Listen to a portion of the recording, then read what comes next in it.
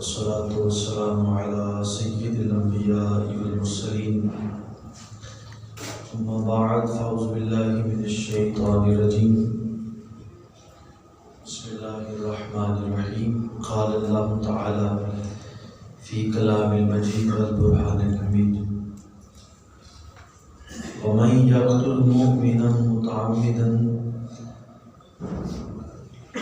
فجزاؤه جهنم خالدا فيها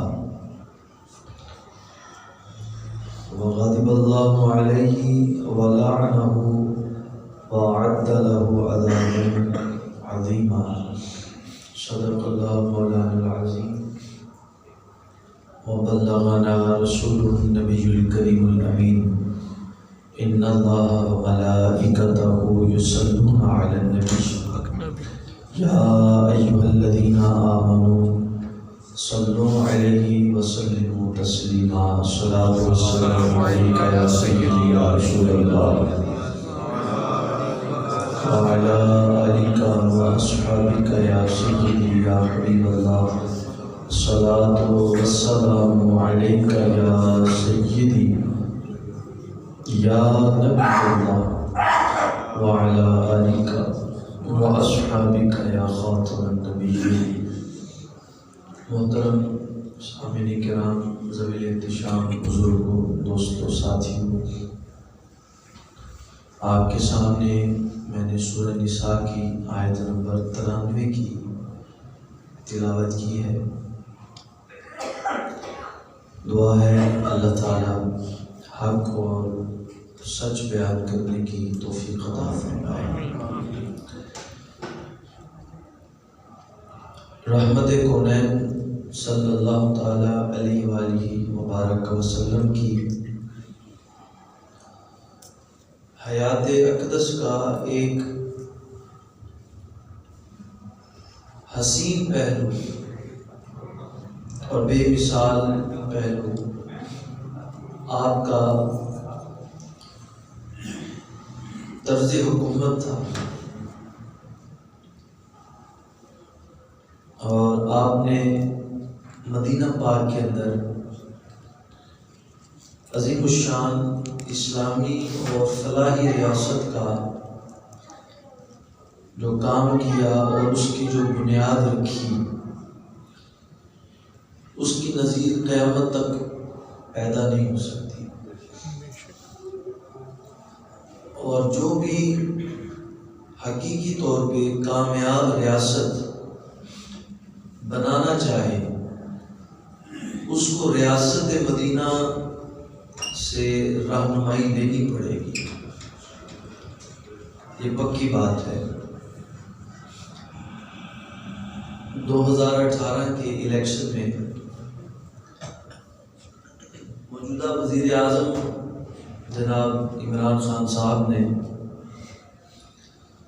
پاکستان کو ریاست مدینہ کے اصولوں پہ اور ریاست مدینہ کے اصولوں کے مطابق چلانے کا عزم کیا تھا، اور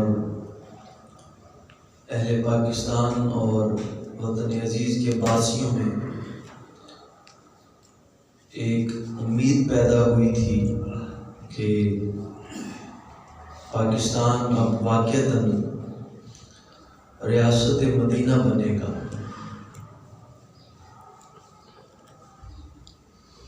چونکہ ہر ذی شعور بندہ یہ سمجھتا ہے کہ پاکستان اسلام کے نام پہ حاصل ہوا، اور اس کی بقا بھی اسلام کے اندر ہے۔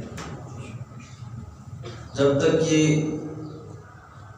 اسلام کے اصولوں کے مطابق نہیں چلے گا، پاکستان ترقی نہیں کر سکتا۔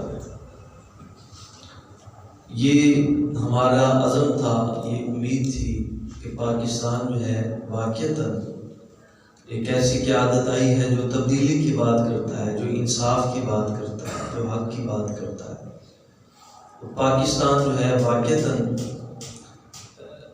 ریاست مدینہ اس کی نظیر بنے گا، لیکن آہستہ آہستہ 3 سال ہونے کو ہیں، آہستہ آہستہ یہ جو خوش فہمی تھی ہمیں، یہ ختم ہو چکی ہے۔ اس کی وجہ یہ ہے کہ تبدیلی اپنی ذات سے شروع ہوتی ہے، وہ تو ہمیں نظر نہیں آئی۔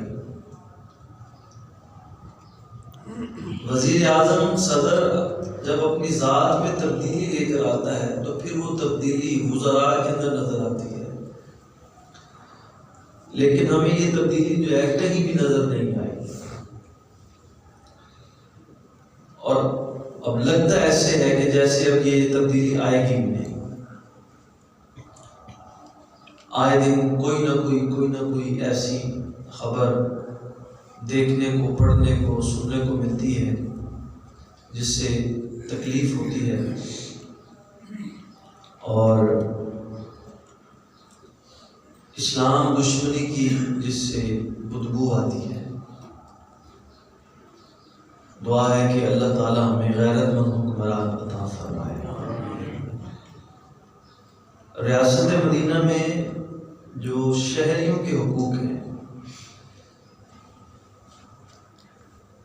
احترام مسلم جو ہے، یہ ایک بڑا زبردست اور ایسا پہلو تھا جس کو نبی پاک صلی اللہ تعالیٰ علیہ وسلم نے بڑا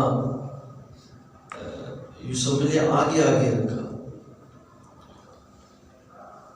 اگر احترام مسلم نہیں ہے، لوگوں کے حقوق نہیں ہے، تو پھر وہ تبدیلی نہیں ہوتی، وہ نوسر بازی ہوتی ہے۔ اور یہی ہو رہا ہے ہمارے ساتھ۔ بھی پچھلے دنوں اسلام آباد کے اندر ایک FA کا طالب علم، جس کا نام اسامہ ندیم شاید نام تھا، اس کو قتل کر دیا گیا، پولیس نے قتل کیا دن دہاڑے۔ اور اسی ہفتے میں، رواں ہفتے میں، ضلع صوبہ بلوچستان کے شہر مچھ کے اندر 11 یا 13 کارکنوں کو اغوا کرنے کے بعد ان کو بڑی بے دردی سے قتل کر دیا گیا۔ تو اس حکومت میں یا اس ملک میں انصاف آپ کو پتہ ہے کتنا مشکل ملتا ہے۔ ہونا تو یہ چاہیے تھا کہ اس تحریک کا نام تحریک انصاف ہے تو ہر جگہ انصاف نظر آتا، لیکن انصاف شاید بہت مجھے تو نظر نہیں آ رہا ہے کہ انصاف ملے۔ وہ کسی بھی مسلک سے ہوں، وہ کسی بھی قبیلے سے ہوں، یہ دیکھنا ہے کہ کیا وہ مسلمان ہیں، کیا وہ انہوں نے نبی کا کلمہ پڑھا ہے، کیا وہ اس وطن عزیز کے رہنے والے ہیں، کیا ان کے اوپر اصول، قواعد اور قوانین لاگو ہوتے ہیں جو اس ملک کے ہیں۔ 11 یا 13 بندے کھلے آسمان تلے، ہماری بیٹیاں مائیں اپنے بچوں کے ساتھ -10 اور کبھی 13 بھی ہو جاتا ہے وہاں پہ ٹمپریچر، کھلے آسمان تلے لاشوں کو رکھ کر یہ تقاضا کر رہے ہیں کہ جب تک وزیر اعظم صاحب نہیں آئیں گے ہم ان کو نہیں دفنائیں گے۔ یہ ان کا تقاضا ہے۔ اور ہمارے وزیر اعظم صاحب ٹویٹ کرتے ہیں کہ آپ دفنا دیں، ان کی روحوں کو تکلیف ہو رہی ہے، میں آؤں گا بعد میں آؤں۔ تو کیا یہ ریاست مدینہ ہے؟ نبی پاک صلی اللہ تعالیٰ علیہ وسلم کے دور اقدس میں ایک مائی صاحبہ مسجد کی صفائی کیا کرتی تھی۔ حضرت یہ سننے والی باتیں آپ، مسجد کی ایک اماں جی صفائی کیا کرتی تھی اور ان کا وصال ہو گیا، رات کا پہر تھا، صحابہ نے کہا ہم کیا حضور کو تنگ کریں گے، خود ہی دفنا دیتے ہیں۔ اور نبی پاک صلی اللہ علیہ وسلم کو جب پتہ چلا، فرمایا وہ اماں جی نہیں آئی صفائی کرتی ہے مسجد کی، عرض کیا حضور ان کا وصال ہو گیا اور ہم نے آپ کو تکلیف نہیں دی، رات کا پہر تھا، دفنا دیا۔ حضور نے فرمایا کہ تم نے مجھے بتایا کیوں نہیں؟ اور آقا دونوں جہاں کے دولہا، سید و سرور، مالک کون و مقام، اس اماں جی کی قبر پہ گئے، فرمایا بتاؤ کدھر ہے قبر، کہاں دفنایا؟ صحابہ حضور کو ان کی قبر پہ لے کر گئے، حضور نے نماز جنازہ پڑھی۔ ہے ریاست مدینہ. اور یہاں پر وزیر اعظم صاحب کو کتوں کے کھیلنے سے وقت نہیں مل رہا. وہ کتے رکھے ہوئے ان کے ساتھ کھیلتے رہتے ہیں یا سوئے رہتے ہیں. کیا یہ ریاست مدینہ ہے جن کے لیے کائنات بنی ہے؟ اگر کوئی فوت ہوتا تو حضور خود جاتے وہاں پہ. اور حضرت سیدنا ابو بکر صدیق رضی اللہ تعالیٰ عنہ، آپ جب پہلے یہ بات سننے والی، آپ جس دن خلیفہ بنے، فجر کی نماز کے بعد آپ کا یہ معمول، آپ جلدی اجرت میں نکل جاتے نماز پڑھنے کے بعد. چند دن صحابہ نے غور کیا کہ فجر کے فوراً بعد نکل جاتے، کسی نے ملنا ہے، ملانا ہے، کوئی بات ڈسکس کرنی ہے، بڑے معاملات ہیں، ہمیں ان سے پوچھنے ہوتے ہیں، کرنے ہوتے ہیں، یہ نکل جاتے ہیں. صحابہ نے اس چیز کو فیل کیا. تو حضرت عمر فاروق رضی اللہ تعالیٰ عنہ، عثمان غنی، حیدر کرار جیسے بندے موجود تھے.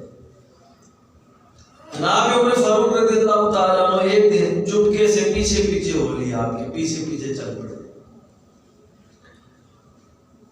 تو دیکھا آپ ایک چھوٹی سی کٹیا ہے، اس کے اندر داخل ہوئے. آپ نے سب سے پہلے صفائی کی، خود جھاڑو لیا، خود صفائی کی. وقت کا خلیفہ، بادشاہ وقت ہے. یہ تربیت تھی حضور کی صلی اللہ علیہ وسلم. اور یہ جینون ریاست مدینہ ہے جس کی میں آپ کو بات سنا رہا ہوں. آپ نے صفائی کی اور پانی کا گھڑا لے کر بھر کے وہاں رکھا اس کٹیا میں. تو حضرت عمر فاروق رضی اللہ تعالیٰ عنہ نے دیکھا آپ نے اماں جی کو کچھ کھلایا پلایا، کچھ کھجوریں کھلائی پلائی، کچھ ناشتہ کروایا، دودھ پلایا، اور واپس آئے اور عمر فاروق اس اماں کے پاس گئے. کہا تمہیں پتہ ہے یہ کون ہے؟ کہا مجھے پتہ نہیں ہے، لیکن روز ہی آتا ہے، مجھے کھلاتا ہے پلاتا ہے، صفائی کرتا ہے، پانی بھر کے جاتا ہے. فرمایا اماں تجھے نہیں پتہ یہ خلیفہ وقت ابو بکر صدیق ہے رضی اللہ. یہ ہے ریاست مدینہ جناب. اور آپ جب خلیفہ بنے آپ نے خطبہ ارشاد کیا. فرمایا کہ آپ کا خطبہ سنیں، میں تم میں سے جو کمزور ہے در حقیقت میرے نزدیک وہ طاقتور ہے. یہاں پر تو کمزور کا پلاٹ لے کر بیٹھ جائے، کسی کو دکان پہ قبضہ کر لیا جائے، قبضہ مافیا پتہ ہے آپ کو. اور جب ان کے تانے بانے نکالا جائے پیچھے پتہ کون آتا ہے؟ کوئی وزیر ہوتا ہے، کوئی ایم پی ہوتا ہے، کوئی ایم این اے ہوتا ہے. ایسا جو صاحب ہی ہاتھ باندھے کھڑے ہوتے، کیا کریں؟ مجبور ہے. وہ غریب بندہ جو 20-30 سال کما کر بڑی محنت کے ساتھ 2-2.5 مرلے کا گھر بناتا ہے یا کوئی زمین لیتا ہے، کوئی پلاٹ لیتا ہے، اس میں جب قبضہ ہو جائے باقی ساری زندگی وہ قبضہ چھڑانے میں لگ جاتی ہے، انصاف نہیں ملتا اس کو. اور ابو بکر صدیق رضی اللہ تعالیٰ عنہ آپ نے فرمایا، خطبہ ارشاد فرمایا، میں تم میں جو کمزور ہے در حقیقت میرے نزدیک وہ طاقتور ہے. کیوں؟ کیونکہ اس کے ساتھ اب میں کھڑا ہوں. اور جو سمجھتا ہے کہ وہ طاقتور ہے میرے نزدیک وہ کمزور ہے، کیونکہ میں کمزور کو حق دلانے کے لیے خلیفہ بنا. یہ ہے ریاست مدینہ. حضرت عمر فاروق رضی اللہ تعالیٰ عنہ کے لخت جگر جناب عبداللہ ابن عمر، آپ فرماتے ہیں کہ ابا جی کے دور کی بات ہے کہ ایک لڑکے کو کچھ لوگوں نے دھوکے سے قتل کر دیا. یہ تاریخ ابن ہشام آپ کو روایت سنا رہا ہوں. کہتے کہ ابا جی کے دور کی بات ہے، کسی نے لڑکے کو دھوکے سے قتل کر دیا، لوگوں نے مل کر قتل کر دیا. اور آپ کے پاس جب کیس آیا آپ نے فیصلہ کیا سنایا؟ آپ نے فرمایا اگر سارے شہر کے لوگ بھی اس کے قتل میں ملوث ہیں سب کو قتل کر دوں گا. یہ ہے ریاست مدینہ. اور یہاں پر 11 یا 13 کان کون بیچارے محنت مشقت کرنے والے لوگ ان کو قتل کر دیا جاتا ہے، کوئی پوچھنے والے نہیں ہے. کیا یہ ریاست مدینہ ہے جس کے آپ نے خواب دکھائے تھے لوگوں کو؟ آؤ میں آپ کو ریاست مدینہ کی بات سناؤں. نبی پاک صلی اللہ تعالیٰ علیہ وسلم کے دور کی بات ہے. اور آپ کو بخاری شریف کے حدیث پاک سنا دوں۔ حضرت انس بن مالک رضی اللہ تعالیٰ عنہ فرماتے ہیں کہ ایک لڑکی کو یہودی نے راستے میں روکا اور اس کے زیورات اتارے، اس کے ساتھ بدتمیزی کی اور اس کا سر کچل دیا اور دوڑ لگا دی، سامان پکڑ کے زیور اٹھا کر آقا کریم جان عالم صلی اللہ تعالیٰ علیہ وآلہ وسلم کی خدمت میں اس عورت کو لے کر آئے۔ اس کی آخری سانسیں چل رہی تھی، سر اس کا کچلا جا چکا تھا، زبان چلتی نہیں تھی، بول نہیں سکتی تھی۔ رحمت کونین صلی اللہ تعالیٰ علیہ وآلہ وسلم نے فرمایا بتا تجھے فلاں بندے نے مارا؟ کہنے لگی نہیں، سر سے اشارہ کیا جی نہیں۔ فرمایا تجھے فلاں نے مارا؟ کہنے لگی جی بالکل اسی نے مارا۔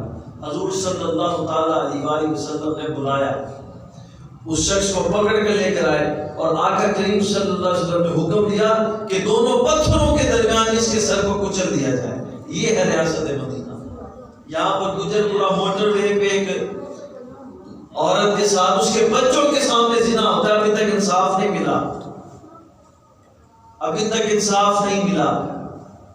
اور کرنے والا، یہ بدکاری کرنے والا کون ہے؟ سرکاری جناب وہ بھی بندہ ہے، موبائل موٹر وے اس کا جناب وہ، اب اس کا نام بھی ایسا ہے کہ آپ کو بتاؤں کیا عبادت گزار ایسے ہوتے ہیں، اور اس کے ساتھ زنا ہوا اس کے بچوں کے سامنے، اس کو ابھی تک انصاف نہیں ملا۔ کیا ریاست مدینہ میں یہ ہوتا ہے؟ کراچی کے اندر وہ ایک ڈاکٹر ماہا کے نام سے، شاید ماریا یا ماہا کے نام سے، اس کو ہراساں کیا گیا، اس کا قتل ہو گیا، ابھی تک اس کو انصاف نہیں ملا۔ کیا یہ ریاست مدینہ ہے؟ اور حضور نے کیا فیصلہ کیا؟ جس نے چھیڑ چھاڑ کی اس کو مارا، حضور نے فرمایا اسی طرح اس کے بھی سر کو کچل دیا جائے۔ یہ ہے ریاست مدینہ۔ آقا کریم جان عالم صلی اللہ تعالیٰ علیہ وآلہ وسلم نے ایسے قوانین وضع فرمائے۔ اللہ بیٹی بیٹی ہوتی ہے، حضور صلی اللہ تعالیٰ علیہ وآلہ وسلم کے سامنے حاتم طائی کی بیٹی کو لے کر آئے، جس کی سخاوت بڑی مشہور تھی۔ حاتم طائی کی بیٹی ابھی کلمہ نہیں پڑھا، ایمان نہیں لے کر آئی۔ حضور صلی اللہ تعالیٰ علیہ وآلہ وسلم کی خدمت میں حاتم طائی کی بیٹی کو پیش کیا گیا، سر ننگا تھا۔ جب کسی قیدی کو لے کر آتے کون خیال کرتا ہے؟ سر ننگا ہے، سر پہ کچھ بھی نہیں ہے۔ حضور نے یا ایھا المزمل والی چادر اس کے سر پہ رکھ دی۔ صحابہ نے عرض کی یا رسول اللہ یہ تو کافر کی بیٹی ہے، کافر ذاتی ہے، کلمہ نہیں پڑھا، ایمان نہیں ہے، عزت و تکریم کیوں؟ حضور نے فرمایا بیٹی چاہے کافر کی ہو چاہے مسلمان کی ہو، بیٹی بیٹی ہوتی ہے۔ یہ ہے ریاست مدینہ۔ یہاں پر حق بات کر کوئی نہیں سکتا، کسی کے مقتدی ناراض ہو جاتے ہیں، کسی کا ووٹ بینک کم ہو جاتا ہے۔ حق بات کرنی چاہیے۔ یہ منصب اس چیز کی جو ہے وہ حق رکھتا ہے کہ حق بات کہی جائے، بتائی جائے۔ نبی پاک صلی اللہ علیہ وسلم نے اپنی چادر اس کے سر پہ دے دی، اور پھر اس کا اثر کیا ہوا؟ اثر یہ ہوا واپس جب گئی بھیج دیا حضور نے، فرمایا جاؤ اس کو اس کے گھر پہ پہنچا کر آنا، یوں ہی نہ چھوڑ دینا۔ حضور نے ایسی ریاست وضع کی، ریاست مدینہ کا تو سارے نام لیتے ہیں، سیاست مدینہ کا نام کیوں نہیں لیتے؟ سیاست مدینہ کا نام کیوں نہیں لیتے؟ اگر سیاست مدینہ کا نام لیں گے تو پھر سیاست تو جناب ابوبکر نے بھی کی ہے، سیاست عمر فاروق نے کی ہے، سیاست عثمان غنی 13 سال کرنے گئے، 4 سال علی نے سیاست کی ہے۔ یہ سیاست نہیں اور کیا ہے؟ ہمیں تو سیاست کا انکاری منکر بنا دیا گیا، سیاست کام ہی نہیں ہے مسلمانوں کا، یہ تو لچے لٹیرے لفنگوں کا کام ہے سیاست کرنا۔ عزت دار بندہ تو سیاست کر ہی نہیں سکتا۔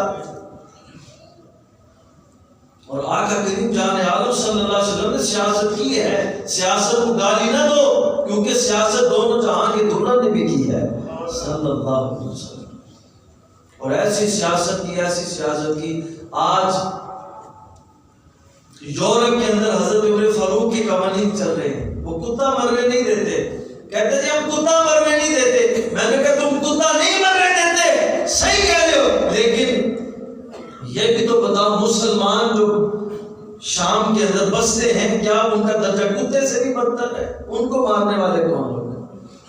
تم اپنے ملک کا کتا نہیں مرنے دیتے تو اتنا سستا ہو گیا مسلمانوں کا خون۔ چلو ان کو تو کافر ماریں گے، اس ملک میں مسلمان مسلمانوں کو مار رہے ہیں جناب، مسلمان مسلمان کا قتل کر رہا ہے۔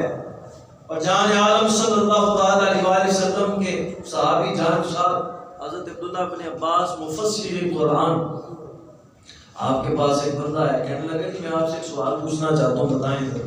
آپ نے فرمایا پوچھو۔ یہ میرے ہاتھ میں بیان القرآن ہے جی۔ شخص کہنے لگا کہ اگر کوئی شخص کسی کو جان بوجھ کر قتل کر دے تو اس کی کیا سزا ہے؟ آپ نے یہ آیت پڑھی، فرمایا وَمَن يَقْتُلْ مُؤْمِنًا مُتَعَمِّدًا فَجَزَاؤُهُ جَهَنَّمُ خَالِدًا فِيهَا۔ یہ قرآن کی آیت پڑھی آپ نے، فرمایا کہ اللہ فرماتا ہے کہ جس نے کسی مومن کو ناحق جان بوجھ کر قتل کر دیا اس کی جزا کیا ہے، اس کی سزا کیا ہے؟ اس کو جہنم میں ہمیشہ ہمیشہ کے لیے عذاب دیا جائے گا۔ اس نے کہا حضور اگر کوئی توبہ کر لے، کوئی نماز پڑھنا شروع کر دے، وہ نمازی بن جائے، وہ زکوٰۃ بھی دینا شروع کر دے، لوگوں کے ساتھ بھلائی بھی کرنا شروع کر دے، آپ نے فرمایا تیری ماں تجھے روئے؟ کیا قتل کا گناہ بھی معاف ہوتا ہے؟ اور آپ نے حدیث پاک سنائی حضور کی، فرمایا قیامت کا دن ہوگا، مقتول قاتل کو پکڑ کر اللہ تعالیٰ کی بارگاہ میں پیش ہوگا اور دائیں ہاتھ میں اس کا اپنا کٹا ہوا سر ہوگا۔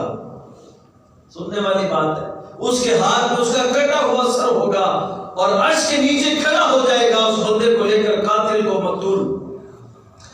اور حضور نے فرمایا کہ اس حال میں کہ اس کی رگوں سے خون نکل رہا ہوگا، خون جاری ہوگا، اور وہ اپنا سر یوں پھینکے گا اور سوال کرے گا اے میرے مالک و مولا، تو خالق ہے، تو مالک ہے، یہ تیرا بندہ اس سے پوچھ اس نے مجھے قتل کیوں کیا تھا؟ اور آقا کریم صلی اللہ تعالی علیہ وسلم نے کیا فرمایا؟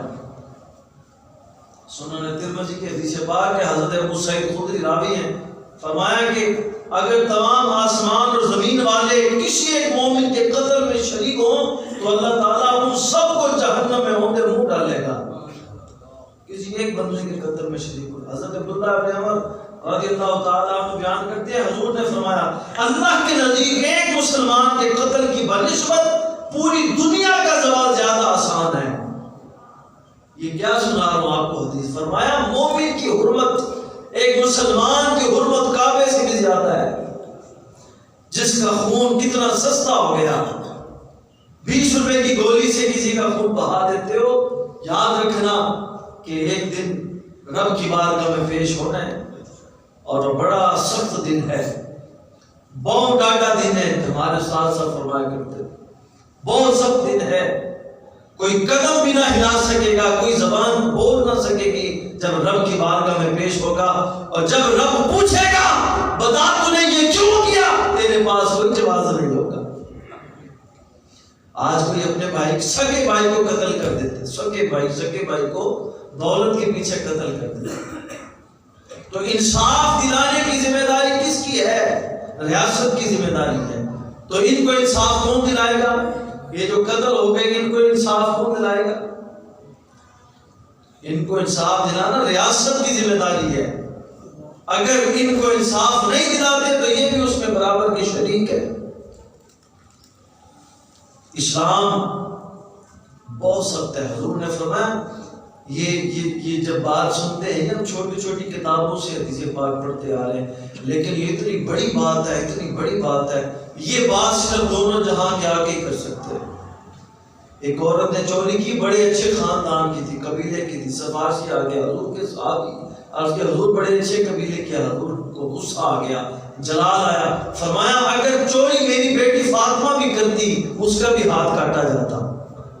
یہ کتنا سخت قانون بنایا جان عالم صلی اللہ علیہ وسلم۔ اگر کسی قاتل کو چوک میں کھڑے کر کے اس کو جناب سزا دی جاتی، یہ قتل ختم ہو جاتے، یہ جو قتل غارت ہے یہ ختم ہو جاتی۔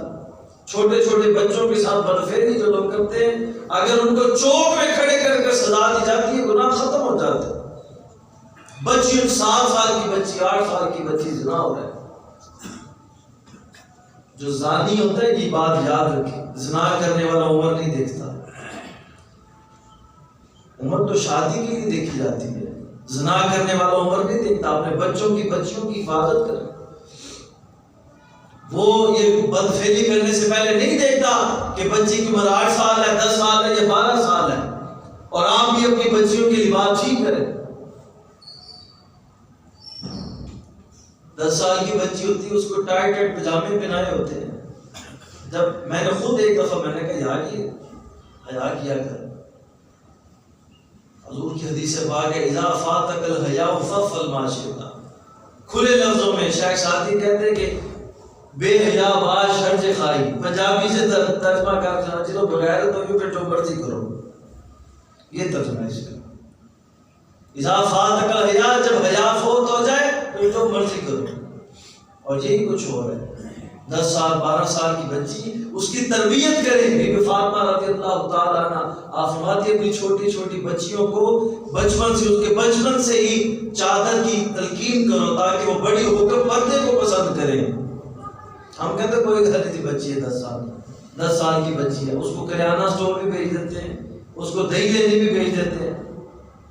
یہ ہماری غلطیاں ہیں، ختم ہونی چاہیے۔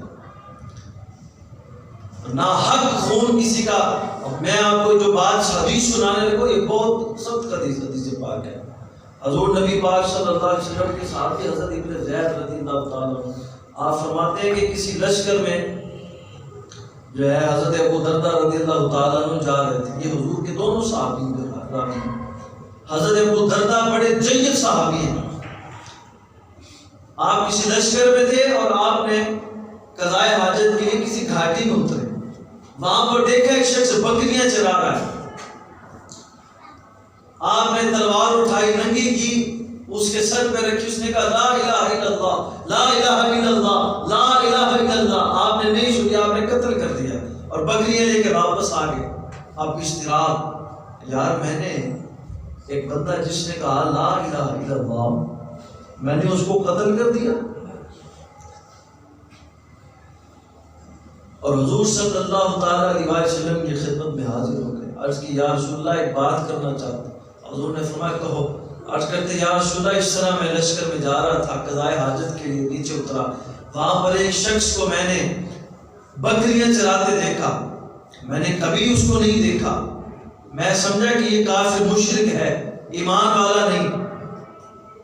جب میں نے اس کو قتل کرنا چاہا، اس نے کہا لا الہ الا اللہ، اللہ کے سوا کوئی عبادت کے لائق نہیں ہے، کوئی معبود نہیں سوائے اللہ کے۔ حضور میں نے نہیں سنی، میں نے اس کو قتل کر دیا۔ میں یہ سمجھا کہ اس نے جان بچانے کے لیے کلمہ پڑھا، اور نبی پاک صلی اللہ تعالیٰ علیہ وسلم آپ نے فرمایا، حضور جلال میں آ گئے، حضور نے فرمایا ابو دردہ کیا تو نے اس کے دل کو چیر کر دیکھا تھا؟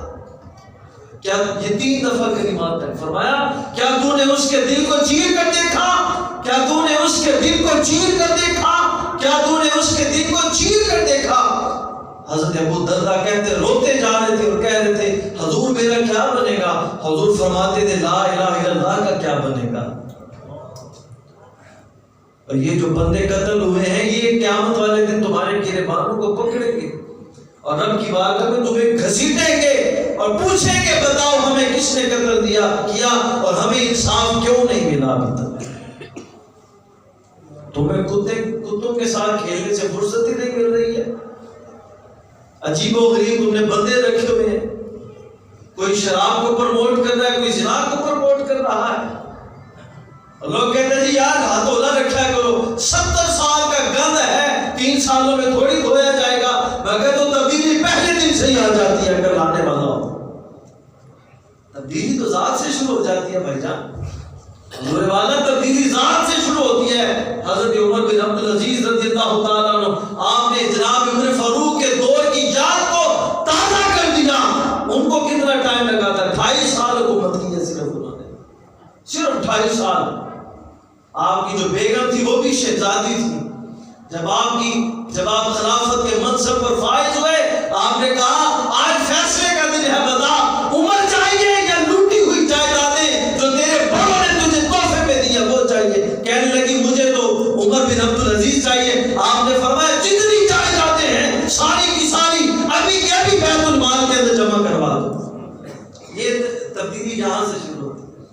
اگر تم چاہتے تھے تبدیلی آتی تو سب سے پہلے بنی گالا بھیجتے نا. یہ غریب کے جو تم نے 50 لاکھ گھر دینے کا وعدہ کیا تھا، 50 لاکھ گھر دوں گا، 1 کروڑ نوکریاں دوں گا، لوگ خوش ہو گئے تھے، لوگ بڑے خوش ہوئے تھے. پتا چلا یہ صرف ہمارے کانوں کو خوش کر رہی تھی محترم. ایک بادشاہ کی بات آپ کے ذوق کے لیے سنا دوں. ایک بادشاہ کے دربار میں گویا تھا، اس نے بڑا اچھا گانا گایا. بادشاہ خوش ہوا، کہنے لگا بھی اس کو فلاں جو جگہ ہے نا جناب وہ دے دو اس کو تحفے میں. بڑا خوش ہوا، اس نے اور جناب اچھے طریقے سے گایا اور آگے لگائے. بادشاہ اور خوش ہوا، اس نے کہا اس کو میرے زیورات بھی دے دو، فلاں جگہ دے دو، فلاں جگہ دے دو. اس نے اور گایا، اس نے کہا بادشاہ نے کہا بھی اس کو یہ بھی دے دو، اس کو محل کا آدھا حصہ بھی دے دو. بڑا خوش ہو گیا، گھر چلا گیا. اپنی بیگم کو جا کے بتایا آج تو بادشاہ صاحب موج میں تھے، یہ بھی دے دیا. 3-4 ماہ گزر کے ملا کچھ بھی نہیں. بادشاہ کے پاس گیا، کہنے لگا حضور اتنے وعدے اتنا کچھ دیا، ملا تو کچھ بھی نہیں. بادشاہ کہنے لگا دینے کا وعدہ کس نے کیا تھا؟ تو نے میرے کانوں کو خوش کیا، میں نے تمہارے کانوں کو خوش کیا. 1 کروڑ نوکریاں، نوجوان خوش ہو گئے. 50 لاکھ گھر، نوجوان خوش ہو گئے. ساری قوم کو تم نے بھکاری بنا دیا، لائنوں میں کھڑا کر دیا. قیام و طعام کے سلسلے میں اگر لنگر کھلانا ہے تو پھر لنگر ایسے کھلاؤ جیسے میرا دادا علی اجمیری کھلا رہا. اگر لنگر کھلانا ہے تو لنگر پھر ایسے کھلاؤ جیسے لنگر مدینے کے دسترخوان پہ کھلایا جاتا ہے. بندہ بیٹھا ہوتا ہے اور چھولی کے اندر لنگر آ جاتا ہے. میں نے پوچھا یہ لنگر کہاں سے آیا؟ اعلیٰ حضرت کہتے کون دیتا ہے؟ دینے کو منہ چاہیے، دینے والا ہے سچا. تم نے ساری قوم کو بھکاری بنا دیا. یہ جی لنگر کھانا کھول دیا، یہ جی ہم نے قیام و طعام کھول دیا، اور وہاں پر کرتے جی لان بات اوپر والا سپیکر کھولے نا. آواز جا رہی ہے بھائی میرے محترم بھائیوں، عزیز دوستوں، یہ تبدیلی نہیں ہے. ہمیں یہ تبدیلی نہیں چاہیے، بالکل نہیں چاہیے. ہمیں وہ تبدیلی چاہیے جو ہم نے حضور کے دور میں دیکھی تھی، جو ہم نے خلفاء کے دور میں دیکھی. یہ تبدیلی ذات سے شروع ہوتی ہے. اور جناب عمر بن عبدالعزیز رحمۃ اللہ تعالی علیہ، آپ کے دور کے اندر آپ پیبند لگے سوٹ پہنا کرتے تھے. بادشاہ وقت ہو اور پیبند لگے سوٹ پہنے، پھر تبدیلی آتی ہے. جب اپنی عیاشیوں کے اندر خرچے اور اپنے ہی عیاشیوں کے اندر گاڑیاں، تم نے 11 گاڑیاں بیچ کر 26 لے لی ہیں، یہ کون سی تبدیلی ہے؟ تم نے بھینسیں بیچ دی. ہم بڑے خوش ہو گئے تھے یار بھینسیں بیچ دی، اچھا بندہ کام کرے گا، اچھا بندہ. یار گاڑیاں بیچ دی ہیں، اس نے فضول کری تھی. تم نے گاڑیاں بیچ کر ڈبل مہنگی گاڑیاں لے لی ہیں، یہ کون سی تبدیلی ہے؟ کرسی ہے، یہ تمہارا جنازہ تو نہیں ہے. کچھ کر نہیں سکتے تو اتر کیوں نہیں جاتے؟ اتر جاؤ یار. یہ دیکھو جان چھوڑو مسلمانوں کی، پاکستانیوں کی. اگر کچھ کرنا ہے، یہ کام کیا تم نے. نواز شریف کو میں نے باہر بھیج دیا، شہباز شریف کو میں نے پکڑا دیا، یہ کام ہے تمہارا. وہ کوئی کام کرو، لوگوں کو تحفظ دو، ان کی جان کی، مال کی، صحت کی حفاظت کرو، دین کا کام کرو، حضور کی ناموس کا کام کرو، جس کے لیے پاکستان بنا ہے. وہ تم نے کی نہیں ہے.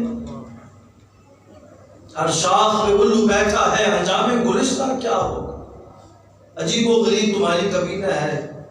وہ کہہ رہا ہے یہ شراب کی بوتل لے کر چلے جاؤ. کوئی کہتا ہے جناب زکوٰۃ، یہ جناب سود کی کوئی جواز کی صورت نکال دو. ڈرو خدا سے، ہوش کرو، کچھ مت کرو، ریا سے کام نہ لو.